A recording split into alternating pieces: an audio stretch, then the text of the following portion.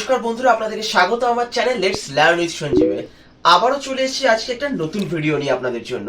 আজ 12ই জানুয়ারি, আমাদের সবার প্রিয় স্বামী বিবেকানন্দের জন্মদিন।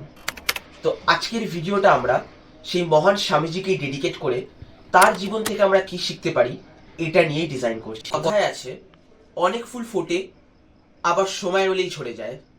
অনেক ফুল আছে যা আমাদের গৃহের শোভা বর্ধনে ব্যবহৃত হয় বা বক্তৃতা মঞ্চ সাজানোর জন্য ব্যবহৃত হয়। আবার অনেক ফুল আছে যা দেবদেবীর চরণে ব্যবহৃত হয়। বলতে পারেন এর মধ্যে সবচেয়ে পুণ্যকামায় কোন ফুলটি? হ্যাঁ, যেটা দেবদেবীর চরণে সমর্পিত হয়। আর ঠিক এমনই একটা ফুল ছিলেন আমাদের স্বামী বিবেকানন্দ। এই মহান ব্যক্তির জন্ম হয়েছিল 12ই জানুয়ারি 1863 সালে। আমাদের স্বামীজি জন্মেছিলেন আজকের কলকাতার গৌরমোহন মুখার্জি লেনে, যেটা কিনা শ্যামবাজার এবং কলেজ স্ট্রিটের ঠিক মাঝামাঝি। স্বামীজির জীবনের খুবই গুরুত্বপূর্ণ একটা অধ্যায় নিয়ে আজকে আমরা কথা বলবো।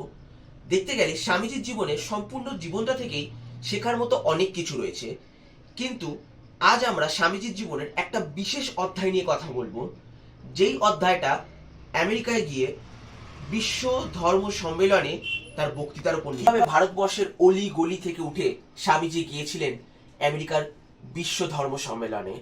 তার এই পথে বাধা আসে অনেক, কিন্তু যার মনে বিশ্বাস থাকে তার কাছে কোনো বাধাই আর বাধা বলে মনে হয় না। ঠিক তার এই সময়ের গল্পটা নিয়ে আজকে আমরা কথা বলবো, এবং তার এই পথে যে বাধাগুলো এসেছিল এবং তিনি কিভাবে সেই বাধাগুলো অতিক্রম করে সেই ধর্ম সম্মেলনে বক্তৃতা দিয়েছিলেন এবং কিভাবে তিনি সে সারা বিশ্বের মন জয় করেছিলেন, সেই সম্পূর্ণ গল্পটাই আজকে আমরা বলবো, এবং এর মাধ্যমে আমরা নিজেরা কি কি শিখতে পারি সেটাও চেষ্টা করব।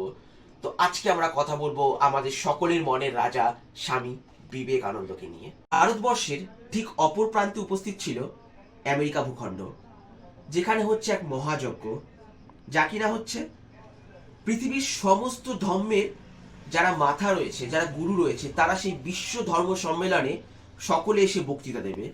কিন্তু কোনো এক অজ্ঞাত কারণে কেবলমাত্র ভারতবর্ষের হিন্দু ধর্মের কোনো প্রতিনিধি সেখানে বক্তৃতায় অংশগ্রহণ করছে। আর এই খবর গিয়ে পৌঁছালো বিদ্রোহী সন্ন্যাসী স্বামী বিবেকানন্দর কানে। ভারত মাতার কাছে স্বামীজি তার নিজের প্রাণ দান করেছিলেন। তো তিনি এই ক্ষণের পর থেকেই ভাবতে থাকলেন কিভাবে আমেরিকার ধর্ম সম্মেলনে হিন্দু ধর্মের প্রতিনিধি হিসেবে তিনি যোগদান করতে পারেন এবং ভারতবর্ষের মুখ তিনি উজ্জ্বল করতে পারেন। এই ঘটনাটা যখন ঘটছে, স্বামীজি তখন ছিলেন মাদ্রাসে। আমরা ঠিক যেই সময়ের কথা বলছি, এই সময় ভারতবর্ষের অনেকেই স্বামীজির বাণীতে তার শিষ্যত্ব গ্রহণ করে, এবং এছাড়াও তার যে শিষ্যত্ব ছিল তার মধ্যে দিন দরিদ্র থেকে রাজা মহারাজা সকলেই ছিলেন। তো অনেকেই চাইলেন যে অনেক ধনী ব্যক্তিরা অ্যাকচুয়ালি বলতে গেলে চাইলেন যে স্বামীজিকে তারা আমেরিকা যাওয়ার যে খরচ সেটা বহন করবে। কিন্তু আমাদের স্বামীজি ছিলেন মনের রাজা। তিনি দিন দরিদ্র মানুষের প্রতিনিধি নিজেকে মনে করতেন এবং তাদের প্রতি যেন স্বামীজির প্রাণ অন্ত। তাই জন্য তিনি ধনী ব্যক্তিদের থেকে সাহায্য নিতে অস্বীকার করলেন। কিন্তু সেই সময় কিছু মধ্যবিত্ত মানুষ মিলে স্বামীজির আমেরিকা যাওয়ার খরচ চাঁদা তুলে দিলেন। শোনা যায় কোনো এক ক্ষেত্রীর রাজা স্বামীজির জাহাজের যে খরচ সেটা বহন করেছিলেন। 1893 খ্রিস্টাব্দের 31শে মে শ্রী শ্রী সারদা মায়ের চরণ স্পর্শ করে স্বামীজি রওনা দিলেন আমেরিকার উদ্দেশ্যে। আমেরিকায় পদার্পণ করার পর স্বল্প পরিমাণ যে টাকা তার কাছে ছিল সেটা স্বামীজির খরচ হয়ে যায়, কেননা আমেরিকার খরচও ভারতবর্ষের চেয়ে ঢের বেশি। এই মতো অবস্থায় স্বামীজির কাছে না তো আছে ধর্ম সম্মেলনের অনুমোদনপত্র, না তার কাছে আমেরিকায় তিনি কিভাবে জীবনযাপন করবেন তার কোনো রাস্তা। এই মতো অবস্থায় স্বামীজি এর দরজা তার জয় করা দিতে লাগেন, কেননা ভিক্ষা করলে আমেরিকা সরকার তাকে জেলে পুরবে। একদিন সন্ধ্যায় বরফ পড়তে লাগলো। স্বামীজি ক্লান্তও ছিলেন প্রচুর, এবং স্বামীজির পরনে ছিল কেবলমাত্র একটি গেরুয়া বসন। এই মতো অবস্থায় স্বামীজি কি করেন, তার দৃষ্টি পড়ল পাশে পড়ে থাকা একটা পরিত্যক্ত বাস্কর দিকে। স্বামীজি সে রাতটা সেই পরিত্যক্ত বাস্কে কাটিয়েছিলেন। পরদিন প্রভাতে উঠে যথারীতি পুনরায় সকলের দরজায় কড়া নাড়তে লাগলেন স্বামীজি।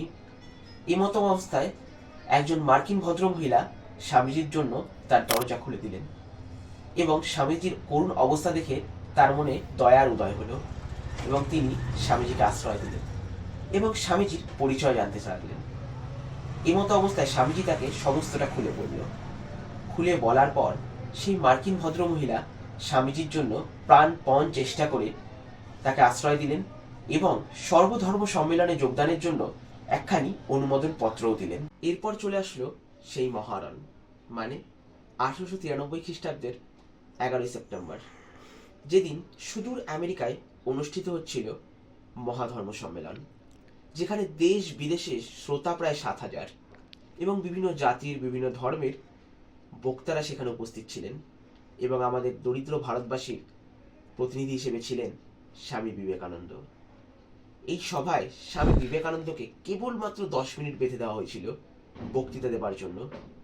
বক্তৃতা দেবার পূর্বে স্বামীজি তার গুরুর নাম তার মনে স্মরণ করছিলেন এবং যখন স্বামীজি মঞ্চে উঠলেন সভাগৃহ স্তব্ধ হয়ে গেল এবং স্বামীজি বলে উঠলেন, sisters and brothers of America, হে আমার আমেরিকাবাসী ভ্রাতা ও ভাতৃগণ। কিছু সময়ের মধ্যেই সারা সভাগৃহ করতালিতে ফেটে পড়ল। এরপর স্বামীজি বললেন যে ভারতীয় ধর্ম কোনো ধর্মকে ক্ষুদ্র মনে করে না বা অশ্রদ্ধা করে না, কেননা ভারতীয় ধর্ম মনে করে যে প্রত্যেক ধর্ম মতেই ঈশ্বরকে পাওয়া সম্ভব। ধন্য ভারতবাসী, ধন্য ভারত মাতা, ধন্য সনাতন ধর্ম, কারণ ভারতীয় ধর্ম মানব জাতির ধর্ম। এই মহাসভার পর বহু মার্কিন মানুষ স্বামীজির শিষ্যত্ব গ্রহণ করেন। এই ঘটনার ঠিক 4 বছর পর 1897 সালের 15ই জানুয়ারি স্বামীজি দেশে ফিরলেন। তো এটাই ছিল আমাদের মুকুটহীন রাজার বিশ্বজয়ের ঘটনা। তো এই ভিডিওটা স্বামীজিরই একটা বাণী দিয়ে আজকে শেষ করব, সেটা হচ্ছে, ওঠো জাগো, লক্ষ্যে না পৌঁছানো পর্যন্ত থেমো না। তো ভিডিওটা কেমন লাগলো অবশ্যই কমেন্ট বক্সে জানাবেন এবং ভিডিওটা ভালো লেগে থাকে লাইক, কমেন্ট অ্যান্ড শেয়ার করবেন। দেখা হচ্ছে পরের ভিডিওতে।